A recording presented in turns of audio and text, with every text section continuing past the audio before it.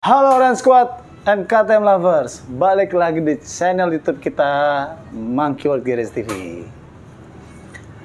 Oke guys, apa kabar dan gimana puasanya? Sekarang udah pertengahan bulan Ramadan, sebentar lagi pastinya teman-teman udah persiapan buat yang namanya mudik, yang mananya mungkin pulang kampung ataupun ya membawa motornya ataupun tidak gitu kan. Jadi mudik ataupun tidak, bawa motornya buat mudik ataupun mungkin bawa kendaraan lain bersama keluarga.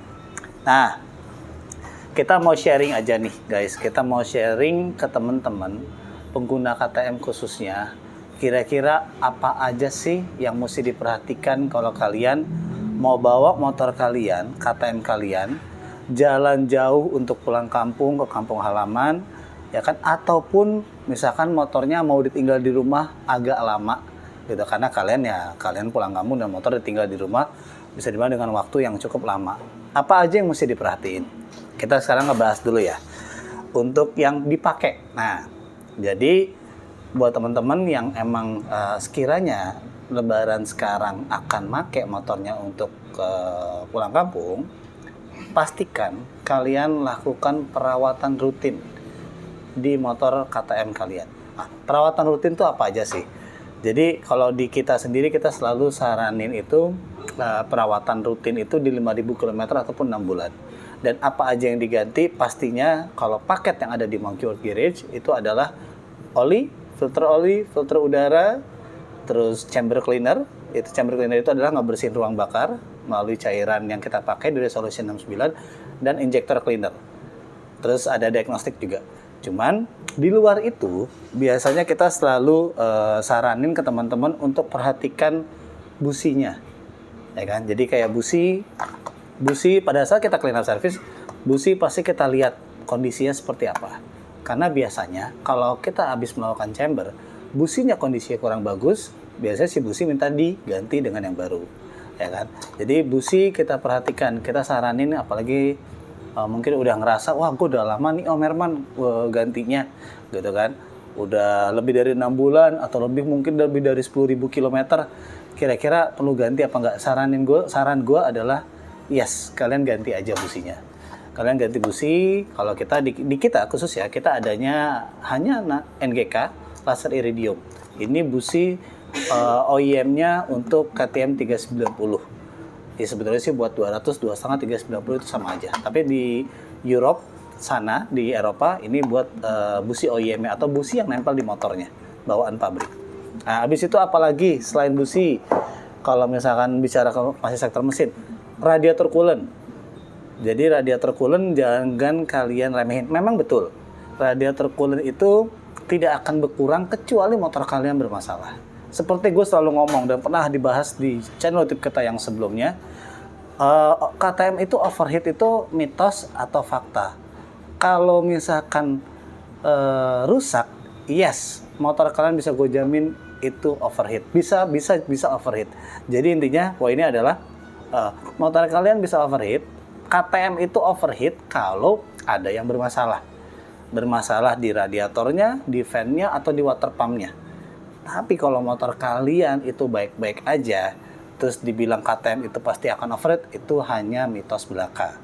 Gitu. Faktanya adalah kalau motor kalian overheat, kalian harus cek. Berarti ada yang bermasalah di sistem pendinginan motor kalian.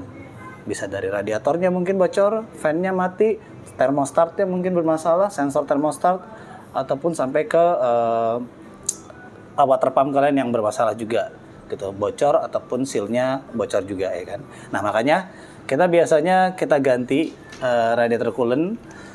Kita saranin untuk kita ganti radiator coolantnya biar sekarang kita bisa ngecek yang lain, apakah ini normal, ya kan, si radiator coolantnya kondisinya normal apa enggak gitu. Kalau di kita banyak sih sebetulnya untuk radiator coolant. Kita ada VTC yang sekarang lagi ngelakuin giveaway, kalian bisa lihat tuh di feed Monkey World Garage dan feednya akunnya VTC Indonesia. Terus kita ada engine ice pastinya, dan juga ada yang terbaru itu adalah Maxima Cool Ride gitu kan. Nah, jadi itu tadi pertama lakukan perawatan service rutin, terus penggantian busi, pergantian radiator kita flushing, ya kan? Kita flushing ulang si radiatornya, jadi benar-benar yang kita masukin itu ke dalam mesin itu pure radiator coolant yang baru, ya kan?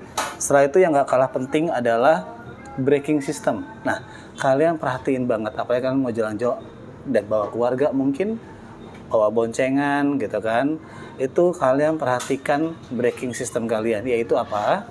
Pertama, bleeding rem. Gitu. Jadi minyak rem itu bukan berarti tidak perlu diganti atau tidak perlu dibersihkan.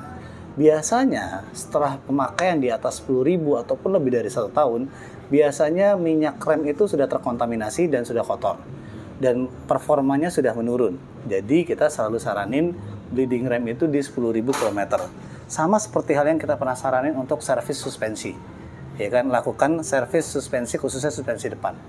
Gitu. Jadi bleeding rem, terus habis itu pergantian brake pad. Di saat kalian lihat brake pad kalian sudah mulai tipis atau sekiranya udah waktunya ganti. Nah, kita kalau brake pad sih macam-macam di sini adanya. Khususnya yang original kita ada, original parts dari KTM. Brake pad itu pasti ada garis tengah, ya kan? Biasanya memang susah kelihatan kalau kita ngelihat brake pad itu dari luar gitu ya. Jadi emang harus kita buka. Kita buka sekalian kita bersihin untuk kalipernya sambil kita cek brake padnya. Kira-kira garis tengahnya masih ada apa enggak? Gitu. Kalau garis tengahnya udah tipis banget, sebaiknya kalian ganti aja. Gitu. Jadi karena kita nggak mau ngambil risiko, tiba-tiba pengereman motor kalian nggak maksimal dan akhirnya terjadi hal yang tidak diinginkan. Jadi brake pad itu kalian cek.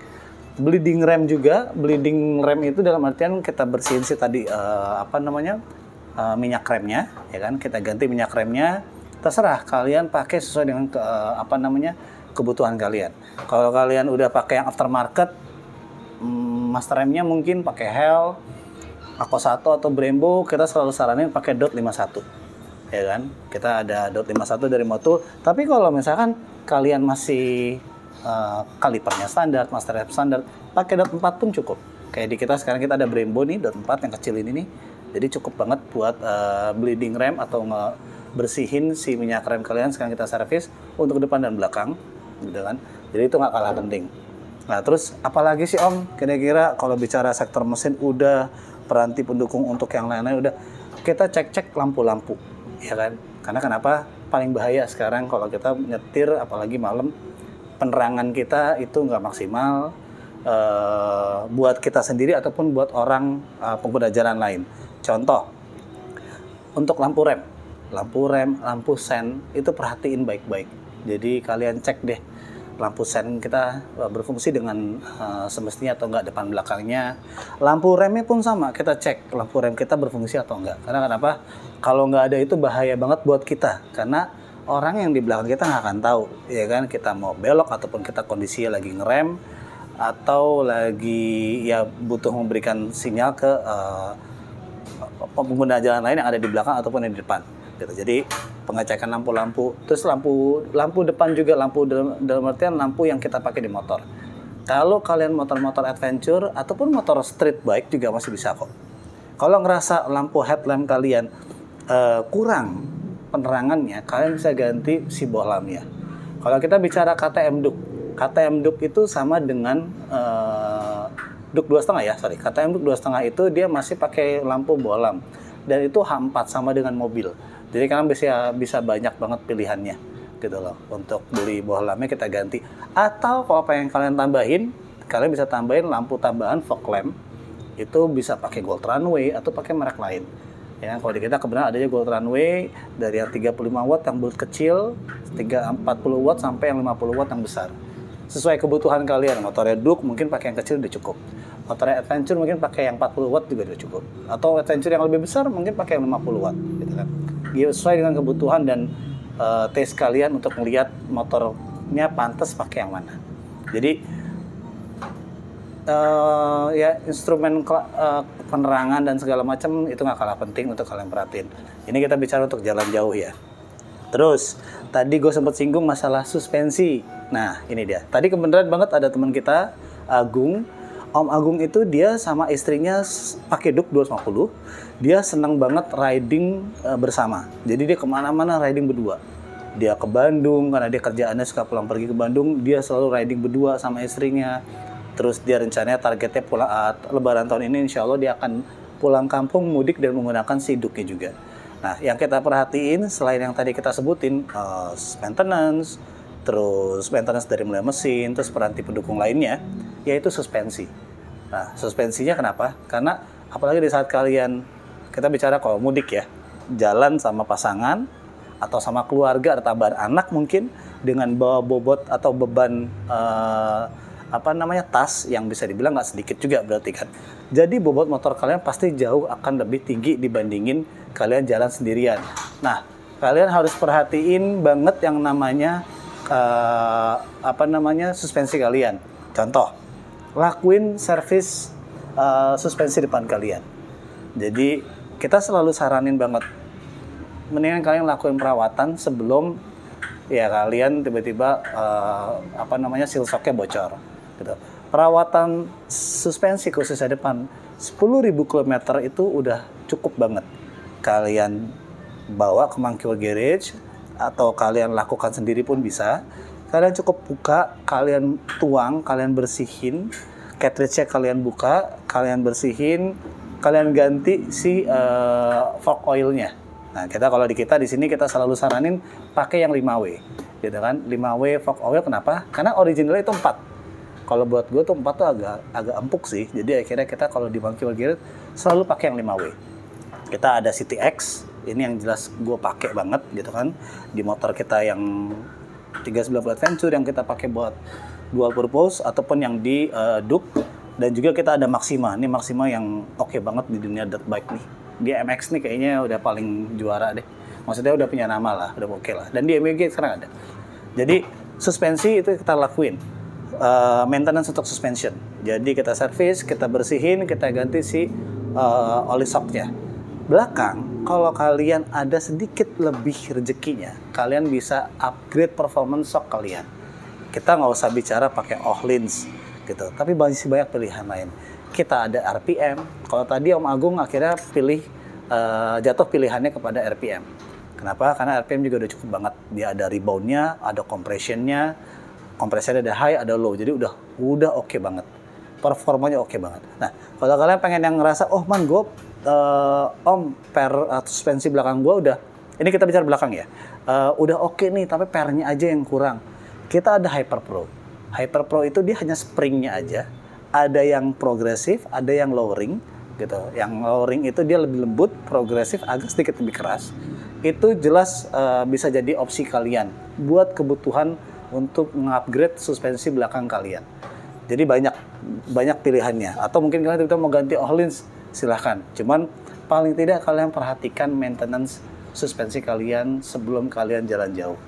Ini kita bicara karena memang sebentar lagi mau lebaran ya. Tapi sebetulnya ini kalian harus lakukan rutin, bisa dibilang rutin. Per 5.000 kalian clean up service, per 10.000 kalian bisa lakukan service suspensi, kalian bisa lakukan service braking system, ya kan? Kalian bisa lakukan bleeding untuk radiator coolant kalian, ya kan?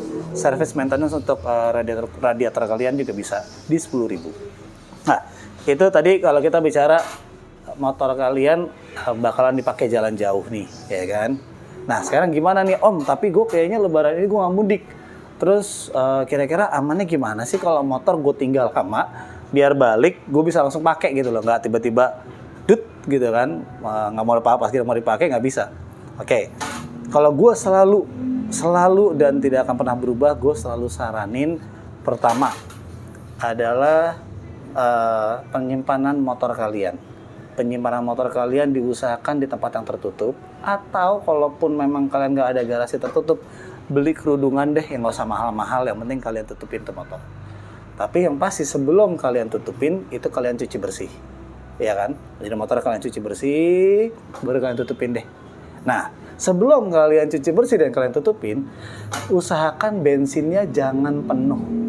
Gue sangat tidak nyaranin untuk motor yang disimpan lama dengan bensin yang atau fuel yang penuh atau banyak gitu. Kenapa? Karena seperti kalian tahu, mungkin kualitas bensin kita kurang bagus, mungkin tingkat kelembapan kita lebih tinggi, Jadi sering banget yang namanya bensin di saat penuh, terus motor jarang dipakai, jarang dinyalain, akhirnya fuel pump kalian bermasalah. Dari mulai berlendir, ya kan?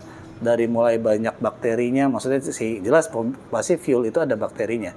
Ada partikel lain yang ada di dalam bensin. Dan akhirnya terkontaminasi, terus itu biasanya berlendir parah di fuel pump. Akhirnya macet, mampet, rotaksnya nggak jalan, dan akhirnya mesti ganti, ya kan? Jadi gue lebih saranin kalian dikitin aja, sisain 1 liter atau 2 liter. Kalian pakai dulu sampai dia mau habis, baru kalian simpan.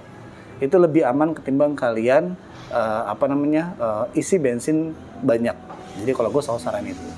Terus habis itu yang pasti masalah aki. Kalau emang kalian kira-kira bener-bener bakalan lama ninggalinnya, bagusnya kabel aki kalian cabut aja. Kalian cabut si positifnya, ya kan? Atau dua-duanya juga nggak apa-apa. Positif negatifnya cabut, kalian tutupin, alasin, jangan sampai kena ground si kepala kabelnya, ya kan? Kalian cabut, terus atau kalau misalnya kalian nggak mau ribet, kalian beli ada satu alat yang buat ngecas aki. Jadi kalau kalian punya aki, chargeran aki portable, itu ada alat kayak kita ada dari Osopro, itu kita pasangin di plus minus aki dan dia keluar. Jadi kalian kalau misalnya kalian nggak sempet nih nyabut nih, kalian tinggal ntar pas balik tiba-tiba aki kalian soak, tinggal kalian colokin aja si aki charging portable kalian ke soket yang nempel di motor. Jadi itu, aki kalian buka, ya kan? Terus abis itu yang pasti juga penyimpanan, gue saranin pakai pedok belakang aja. Atau kalau kalian punya wheel clamp yang di depan tuh, kalian pakai tuh oke. Gitu. Tapi kalau kalian nggak punya, ya kalian senderin seperti biasa, nggak jadi masalah kok. Toh yang penting kan nggak terlalu lama ya. Maksudnya kalau emang bertahun-tahun kayak motor gue nih yang pajangan nih sebelah kiri kita nih, ya kan, itu kita pasangin pakai pedok belakang, dan kita nggak nyaranin pakai pedok depan yang high lift untuk penyimpanan lama gitu. Jadi kita lebih saranin ya pakai pedok belakang aja atau pakai wheel clamp kalau memang penyimpanannya lama. Tapi kalau cuman ditinggal hanya untuk mudik sekitar 2 minggu atau 3 minggu mungkin atau 1 bulan, ya kan, kalian lakuin yang tadi aja. Pertama, cuci bersih, simpan di tempat yang aman, tidak terbuka. Kalau kalian nggak ada ya kalian beli kurungan motor, cuci bersih dulu. Habis itu bensin kalian itu jangan diisi full. Setelah itu juga yang pasti pas pulang, pas kalian pulang, gitu kan, kalian nyalain deh tuh motor buru-buru deh. Kalian pakai deh, at least lo pakai deket-deket dulu kayak paling enggak gitu kan, buat manasin si motor dan akhirnya si pengisian kelistrikannya itu bisa bekerja dengan normal lagi. Jadi poinnya sih itu guys. Pokoknya kalau emang kalian di bulan puasa ini atau di lebaran tahun ini kalian mau lakukan pulang kampung, kalian mau mudik pakai motor, kalian lakukan maintenance dengan baik. Kalian lihat kebutuhannya untuk motor itu buat kalian buat jalan jauh, ya kan? Atau kalau nggak dipakai seperti gue bilang tadi, lakuin aja step-stepnya. Bensin jangan diisi penuh, cuci bersih, taruh di tempat yang proper, terus pas pulang kalian nyalain. Tapi kalau misalnya kalian tiba-tiba, wah man, gue kalau balik bisa 6 bulan sekali, ada orang yang kayak gitu kan. Lebaran dia pulang tapi baru pulang lagi lama. At least kalau ada keluarga di rumah bisa panasin, tapi kalau nggak ada orang sama sekali, cabut aja pala akinya. Jadi itu bisa ngebikin motor kalian lebih aman. Akinya juga awet gitu, kalian balik tinggal pasang, habis itu nyalain deh. Nah, itu sih kalau sharing dari kita, dari gue pribadi, yang gue rasain untuk merawat KTM kalian. Karena KTM ini motornya unik, motornya keren bentuknya, dipakainya enak, spare partnya juga bisa dibilang sekarang alhamdulillah banyak. Jadi kita juga udah mulai ada dan mudah-mudahan juga ke depannya akan terus ada. Terus harganya juga nggak mahal, perawatannya umum seperti motor lain. Tapi yang pasti yang kita sebutin dari tadi di awal itu harus kalian perhatikan. Kenapa? Biar lebih awet pemakaian motor kalian. Umur pemakaian motor kalian bisa lebih awet. Itu. So, kalian mau mudik kemana nih? Kalau gue sih tahun ini sih sama keluarga kebetulan lagi nggak mudik, dan kalaupun mudik juga gue selalu bawa mobil bareng sama keluarga. Dan kalau kalian yang pasti kalau mudik kalian harus hati-hati, Kalian ingat kalau kalian masih pulang lagi ke Jakarta, berkumpul dengan keluarga di Jakarta. Itu aja video dari gua. Yang pasti jangan lupa like, subscribe, terus share ke teman-teman kalian, bunyiin lonceng kalian, jadi biar tahu video-video terbaru dari Monkey World Garage. Habis itu kalian follow Instagram kita di monkeyworks_garage, terus TikTok kita juga ada di Monkey World Garage, terus ada web kita di www.monkeyworldgarage.com. Jadi kalau kalian mau lihat galeri-galeri foto-foto motor-motor keren yang udah dimodifikasi atau maintenance di Monkey World Garage, itu ada di galeri. Katalog juga ada, walaupun katalog memang kurang begitu aktif, jadi harga-harganya kadang suka belum update. Tapi kalian bisa ngecek semuanya yang terupdate itu ada di Tokopedia kita. Dan itu semua ada di web link kita yang tadi gue sebutin. Oke, Herman sign out. Sampai ketemu di video-video minggu selanjutnya. Oke, bye-bye.